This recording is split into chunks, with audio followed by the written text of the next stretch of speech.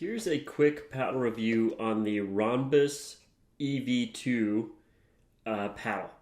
So this is a carbon fiber EVA foam paddle that Ronbus has.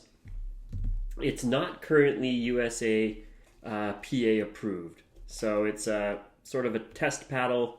Again, the core is foam. The face is raw carbon fiber. So here's the thing about this paddle. I was excited to try it out because it's a unique paddle. I've never played with a foam paddle before. I wanted to see what it felt like. I watched a few other reviews on it. People were saying, yeah, it's got a lot of pop. The sound is somewhat damped. So I wanted to try it out. So here's the thing about this paddle, okay? This thing is basically like having a trampoline, a mini trampoline in your hands. When the ball hits the face of this paddle, it just shoots off the face like nothing I've ever played before. So that can be both good and bad. I would say mainly for me, it was bad, right? If you're dealing with a overhead volley, basically ball's gone. Like you're going to slam that ball down. There is zero chance that your opponent's going to return that ball because it is just going down with so much velocity. It almost feels like it's breaking the laws of physics when it comes off the paddle. It's just so fast.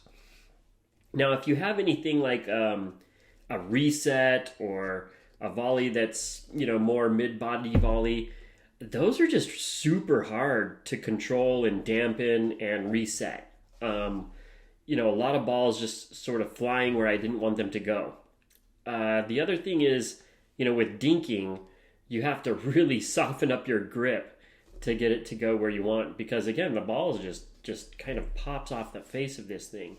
In terms of ground strokes, like if you're deep in the court, you're serving, obviously serves are great. Right? It's so easy to serve with this paddle and serve aggressively.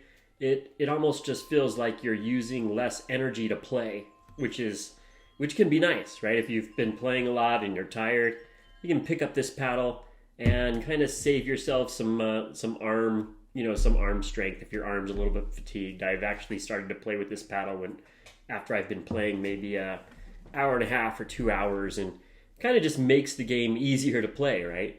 In terms of hitting harder shots and whatnot. But again, just the resets and the drops and the dinks, like good luck, basically. I tried to play really aggressive with this paddle because I just couldn't get the soft game down. And it was kind of hard to dial in a really aggressive ground stroke too. So the name of the game really with this paddle is, get to the net and then hopefully just get a volley that you can put away. Still trying to hone in the ground stroke on this paddle. So yeah, it's interesting. It's kind of fun to play with. It's a different paddle. If you're looking for kind of a unique experience, try it out. But I will say it's just got a huge learning curve to it, and not something that I'm using as a daily driver paddle right now, just because there's way too much margin for error on this. Maybe as I play with it more, I've played with it for a couple weeks now. As I play with it more, maybe I'll start to be able to hone in a little bit better and control it a little bit better. But just my initial thoughts are this thing is too poppy. One other thing I noticed about this paddle is, online you read and it says, it's got a damper sound.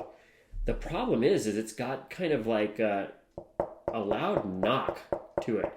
So I wouldn't actually agree with what I've read online that it's a damper sound that's, not as much noticeable. I mean, it has a very distinct pop when the ball comes off the face. And I would say everyone I was playing with would bring it up and say, hey, what's going on with that paddle? What kind of paddle is that? That paddle sounds weird.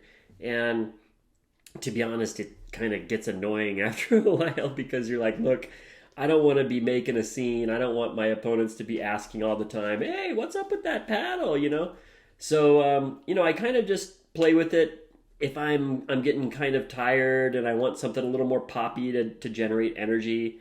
But I'm still trying to rein in this paddle. super poppy, right?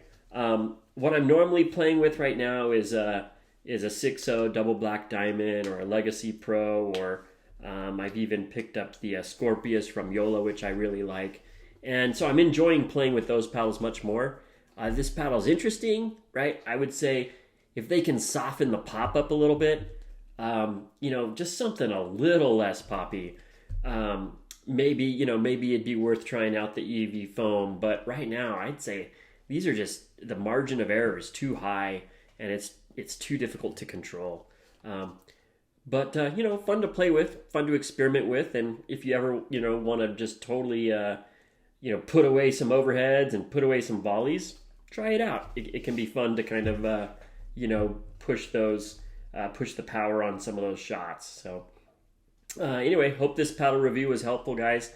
I do have a discount code for Ronbus that I'll link below in the description on our website. So feel free to use that. And, we'll be reviewing the Pulsar as well, the Ronbus Pulsar, which is, a paddle that is supposed to be more similar to the 6.0 double black diamond and whatnot. So I'll do a review across the double black diamond, the Legacy Pro, the Pulsar, and the Yola Perseus, and let you know what I think of those paddles. But as far as for the Ronbus EV2 paddle, it's definitely in a different league. Very poppy, very powerful, and I would say draws a lot of attention with its noise. So think twice before you start, maybe purchase it and start playing with it. Anyway, hope this review was helpful, guys. As always, thanks for watching. And again, feel free to go to our website, get that coupon code if you'd like to purchase any Ronbus paddles, or we've got some paddles for sale on our website as well. So thanks for watching, folks. Take care. Bye.